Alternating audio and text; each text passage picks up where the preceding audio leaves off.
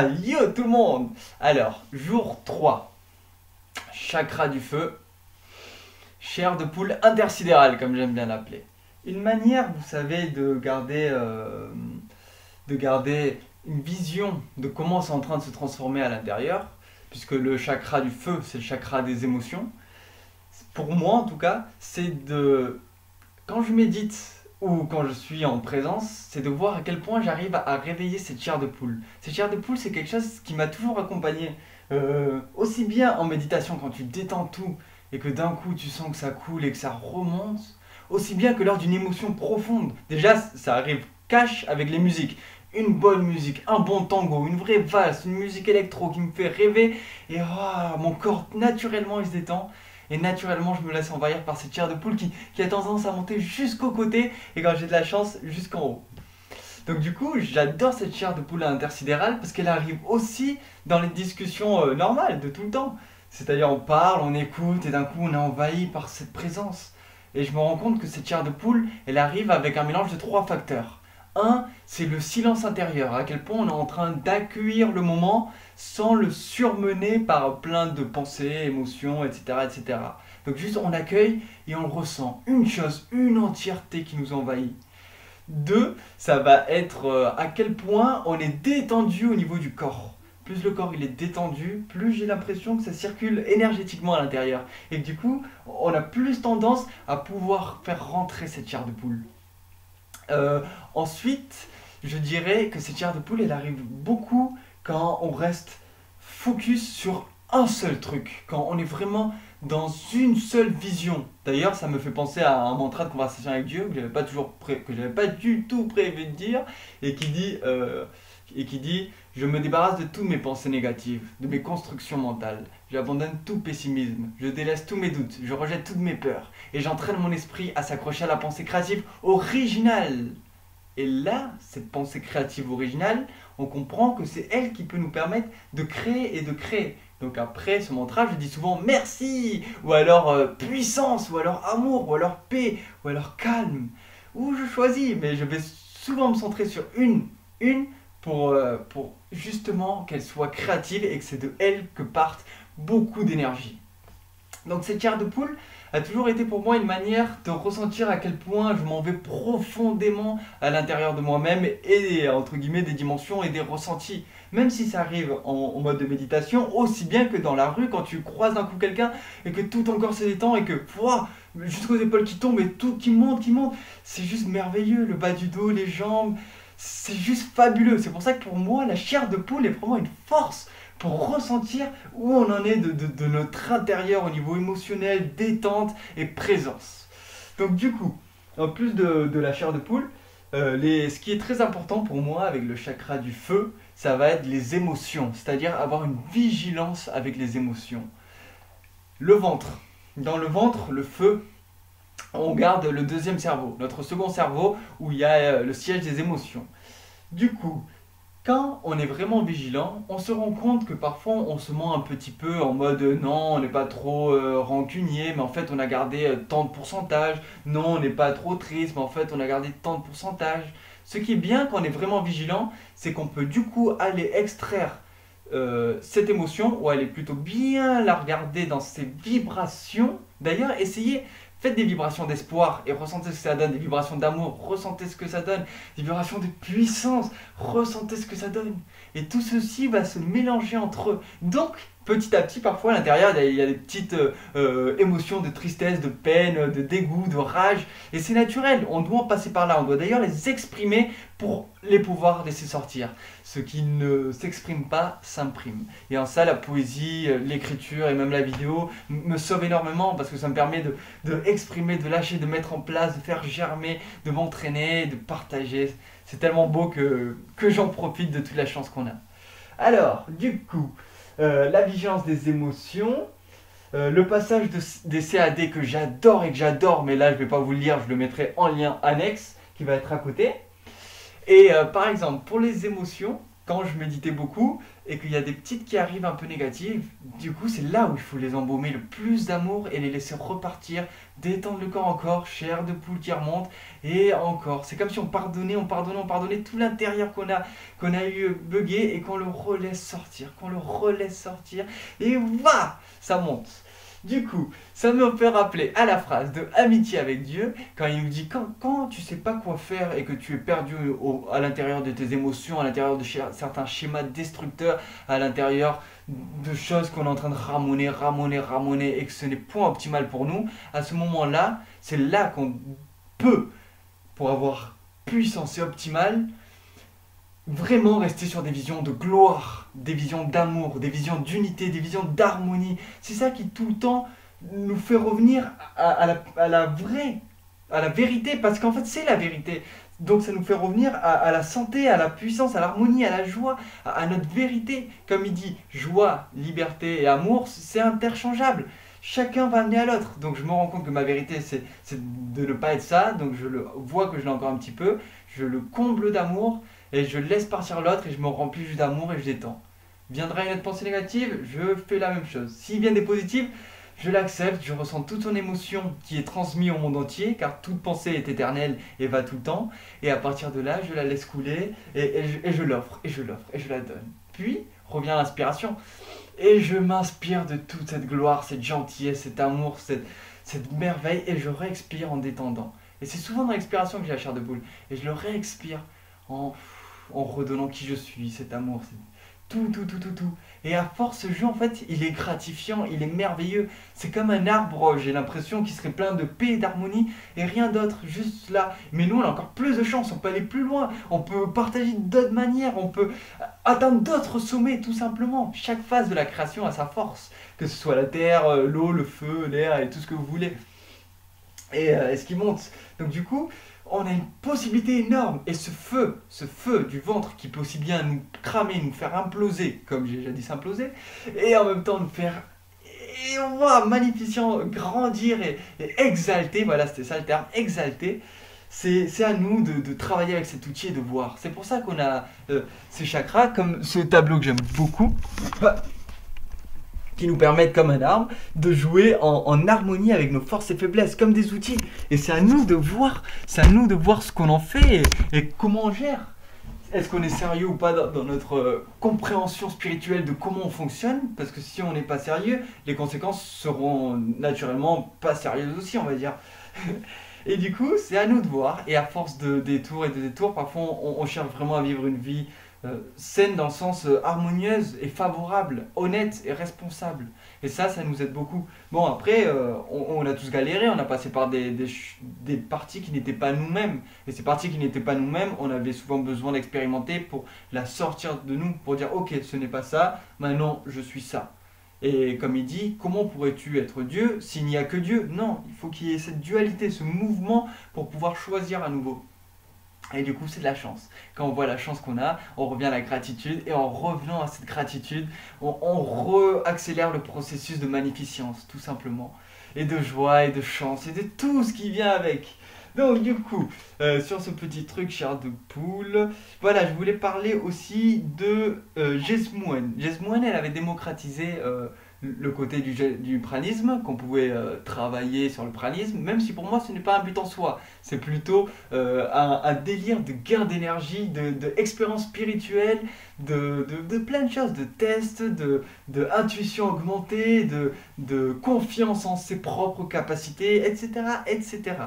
Donc du coup, ça m'a fait penser qu'il y avait une dame quand même, elle était partie dans la nature avec le livre de Jesmouen, et elle avait tenté le processus d'un coup, une semaine, jeune pranisme et tout ça dans la forêt. Et bien sûr, bon bien sûr non, mais elle, parmi tant de cas, elle était morte toute seule. D'ailleurs, je me demande comment elle a fait, parce qu'il y avait tellement... Elle était en forêt quoi, je sais pas, il y avait de l'eau, il y avait des choses. Mais non, ce que je veux en dire par là, la morale, c'est qu'il faut toujours suivre son intuition, toujours s'écouter. Pas rester dans le mental et aller vers je dois faire ça parce que je dois faire ça et du coup à tout prix rien ne m'en empêchera, alors que notre cœur, notre corps, nos tripes, ils nous crient de vivre pour des gloires changeantes, des gloires toujours qui s'améliorent, des gloires croissantes, dira-t-on, croissantes. Si ça se dit, hein, ouais ça doit se dire. Donc du coup voilà, donc c'est là où je vais vous raconter un autre bout d'histoire. J'ai fait des rêves étranges. D'ailleurs, cette fois, je m'en suis pas souvenu, c'était Space. Mais je me suis rappelé, j'ai ressenti des certaines vérités vraiment très très profondes de en fait pourquoi il m'avait attiré à faire tout ça ici et maintenant avec ces gens fabuleux dans cette maison merveilleuse, pleine de paix, d'énergie et de gentillesse. Et pourquoi j'étais attiré à ce moment-là maintenant pour faire tout ça. J'ai senti dans l'énergie qu'en fait ils me proposaient de faire beaucoup plus que simplement ce truc de jeune. Ce truc de jeune m'a surtout permis de me réexprimer comme j'aime beaucoup le faire, de faire des choses que j'avais pas faites, comme juste dire une poésie, ou juste faire des vidéos sur ça qui me plaît tellement, ou juste refaire cette expérience, ou rencontrer d'autres gens et voyager encore juste en tentant et en proposant sur Facebook. Tout ça, en fait, c'est un grand ensemble, mais le plus grand ensemble que j'ai remarqué qui me fait travailler, en fait, c'est sur ma vision de moi-même et mon intégrité. C'est pour ça que j'étais très content dans l'autre vidéo de vous dire toute ma vérité de ce que je pensais le plus important. Parce qu'il y en a beaucoup qui vont juger dans tous les sens, et du coup les autres se sentent seuls. Mais il y a plein de gens qui méritent la même force, la même fougue en fumant ou en buvant ou en faisant telle chose ou en ayant tel point noir comme je vous parlais. Et donc il ne faut pas catégorifier et fermer. Là par exemple je suis à 2 jours, 3 jours sans rien fumer et c'est génial. Est-ce que c'est pour ça qu'avant c'était mal? Est-ce que c'est pour ça que maintenant c'est bien? Non, chaque moment était parfait, chaque moment nous emmène à la déclaration de qui on choisit d'être. Donc du coup, il ne faut pas avoir peur d'être honnête parce que beaucoup de gens se sentent enfermés aussi bien dans leur spiritualité, ils pensent que personne n'est spirituel ou cherche la spiritualité, que c'est tous des matérialistes, tous des gros cons, qu'ils cherchent rien et il y en a beaucoup qui peuvent se sentir seuls avec ça. Alors que non, on est beaucoup, on est beaucoup, on est beaucoup. Même si d'accord, il y a moins de jeunes, la plupart c'est des adultes, mais bon, les jeunes il faut qu'ils fassent leur expérience. Souvent, il faut qu'ils souffrent pas mal avant d'aller vers une voie bonne, pas parce que la souffrance est bonne, mais simplement parce que eux-mêmes ils pensent tellement pas à la pertinence de comment vivre et comment améliorer ses chakras, ses corps énergétiques, comment être plus heureux, comment vivre plus honnêtement, qu'un jour ça retombe. C'est simple, on est jeune, on profite de toutes les jouissances, on découvre les choses, donc du coup on prend tout, on prend tout, on prend tout, et après on fait une overdose et après on se remet en question. On en revient à la phrase les jeunes marchent rapidement, les vieux savent où ils marchent, ou un truc du genre. Hein. Mais c'est pour dire que ça peut être magnifique comment on peut harmoniser tout ça. On n'est plus dans une société où on est obligé d'être comme ça, où on a des œillères, où on n'a pas de choix, où on n'a pas de connaissances. Non, maintenant on a la connaissance. Donc à l'ère de la connaissance, l'ignorance est un choix. Maintenant à chacun sa vie et son avancée. Les potes de mon âge, dans notre groupe, la famille, on est une vingtaine, une trentaine, et c'est merveilleux. Avec certains, je peux parler de tout ça, mais la plupart, c'est zap total. On peut pas parler de ça, dans le sens, il faut pas, je sens qu'il faut pas et que c'est pas optimal. Et le peu de fois que je le fais, il n'y a pas vraiment de retour, et c'est plutôt d'un œil space, ou alors on prend son temps, et c'est naturel. Chacun a besoin de temps. Moi, j'ai une vie chelou, donc du coup, je comprends que je sois arrivé là de cette manière. Je veux pas gâcher la jeunesse des gens, surtout pas. Mais je pense qu'il y a quelque chose d'optimal à regrouper tout ça en un seul cadre. Alors, donc du coup, j'ai ressenti que le plus gros travail, c'était de jouer face à ce jugement et face à cette vision qu'ont les autres, et en même temps de donner un exemple de ce qu'on peut transcender, de ce qu'on peut surmonter. Par exemple, là j'avais dit que je ferais 7 jours, et pourtant je sens que non. Je sens que, en fait, comme j'ai pris du retard sur le temps, avec le train et tout ça, que l'anniversaire de ma mère arrive bientôt, que je dois rentrer à Montpellier, que je veux profiter de mes hôtes et que j'ai fait déjà 3 jours à sec. Du coup, je veux rien d'autre, tout est parfait. Maintenant, je sais que ce n'était point une promesse, mais que c'était une gloire de vivre cette expérience et de pouvoir la partager. Je sais toujours que si je veux, je le referai, et je pense que je le referai pas 2 ans, dans 2 ans comme je l'avais fait 2 ans en arrière, mais que je le ferai encore plus tôt. D'ailleurs, ma proposition tient toujours. Si vous voulez, si vous n'êtes pas sûr de la véracité de mes dires ou tout ça, je vous propose d'abord, de tenter l'expérience par vous-même, en gardant les conversations avec Dieu avec vous, hein, ils vous aideront beaucoup. Et 2, sinon, de faire ce que je vous ai dit toujours, c'est-à-dire de me trouver un endroit, salle, filmé 100%, avec, on négociera un prix et tout ça, pour l'expérience quand même, hein, parce que c'est entier. Mais je vous le prouve avec grand plaisir si c'est seulement ça qui vous intéresse. Moi, ce qui m'intéresse, non, c'est plutôt tout ce que je suis en train de prendre, de gagner, de partager et de comprendre pour pouvoir aller encore plus loin. Et ça vaut tout l'or du monde. Donc du coup, je préfère finir ça maintenant, avec les 3 jours, aller pouvoir partager davantage avec mes hôtes parce que j'avais quand même besoin de beaucoup d'énergie, de méditation pour récupérer mon énergie et pour pouvoir tenir. Et en fait, ils sont tellement merveilleux que je voudrais pouvoir rester plus avec eux. Et puis tout continue, c'est un entraînement pour encore une fois passer sur l'image des autres, ce que les gens vont penser, ce que ça va faire, etc. etc. Alors, voyons si j'avais encore une autre base.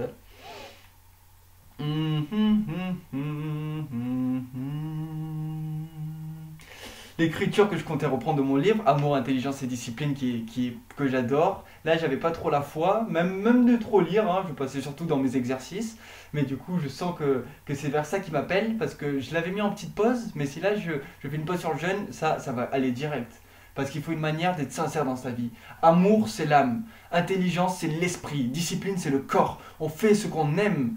On vérifie les possibilités avec son esprit et on met la discipline dans son corps. Si ça marche pas, on reste sur autre chose qu'on aime et on refait avec l'esprit, on rechoisit ce qui correspond à ce qu'on aime et on l'applique. Et tout ça jusqu'à qu'on trouve. Si on ne fait pas ces trois pour moi, on perd en optimal.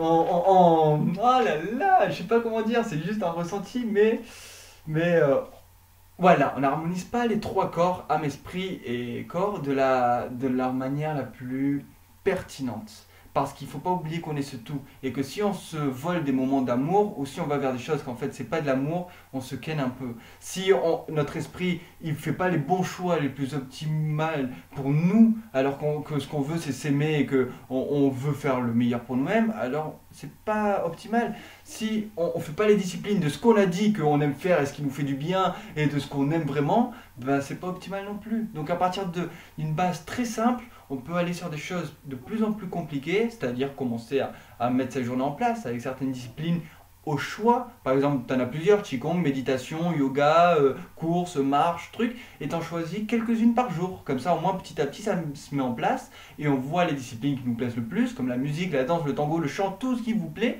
tout ce que vous pouvez mettre dans votre emploi du temps. En fait, ce qui vous plaît le plus, hein, c'est le plus sérieux. Et comme ça grandit tout en connaissance, parce que tout ça on l'a en nous et on peut le réveiller encore plus, encore plus. Et c'est comme ça qu'on vit en passion, tout simplement. Il y avait une phrase que j'aimais beaucoup qui disait, que j'avais lu dans un reportage Tistria, entendu, il disait, il disait, non, je l'ai perdu. Attendez, il va revenir. Il disait qu'il y a toujours tout ce qui nous vient qui est parfait, à moins qu'on aille vers ce qu'on n'a pas besoin. Du coup, tout ce qu'on a besoin vient tout le temps à nous. Mais si on va vers ce qu'on n'a pas besoin, ben du coup, on se auto-sabote. Et à mon avis, on sera d'accord pour dire que l'humain, il est super fort hein, pour ça. Pour se mentir, pour se cacher, pour ne pas communiquer, pour tourner en boucle dans sa tête et se morfondre, pour tomber doucement dans des addictions et dans des schémas destructeurs, pour ne pas avoir la responsabilité, la conscience et l'honnêteté de vérifier vers quoi on est en train de cheminer tout simplement, et etc., etc. Donc tout est parfait et tout arrive parfaitement en temps et en heure. Il suffit juste de le voir et de ne pas se saboter, parce que voilà, hein, on sait bien que voilà. Moi le premier, c'est pour ça que je parle et que je sais à quel point ça peut être scandaleux, le paradoxe vivant qu'on est, mais en même temps la magnificence vers laquelle on tend. Et ça vaut tout l'or du monde. Donc, je crois que c'est la fin. Et comme je l'avais dit, variété, possibilité, voilà, même si je l'inviterai d'abord à expérimenter. Voilà, donc j'expérimenterai, je vous proposerai d'abord vous d'expérimenter, parce que le jeûne, c'est vraiment une force incroyable pour laisser le corps s'occuper de lui-même, en fait, tout simplement. Et pour réveiller les forces. Ça, je vais mettre un lien annexe en dessous. Super, 5 minutes, une vidéo sur Bernard Clavière, si je ne me trompe pas. Et ensuite, une autre vidéo de 2 heures, si ça vous a plu, sur le jeûne et toutes les forces qu'il a fait. Que ce soit le jeûne à l'eau, le jeûne sec. Donc, en gros, ça peut être un pranique, mais qu'on fait comme on veut. Si on développe voilà, la capacité consciente un peu plus à attirer l'énergie.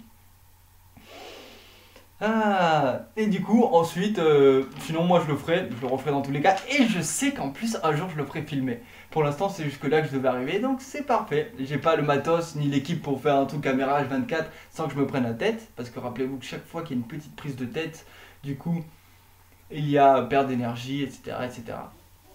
Donc du coup voilà, je vais finir par vous lire un poème qui me plaît beaucoup et qui résume plus ou moins tout ce que j'en pense. Donc comme je suis pas sûr d'avoir la fin, je vais quand même fermer le truc de la vidéo, ouvrir le document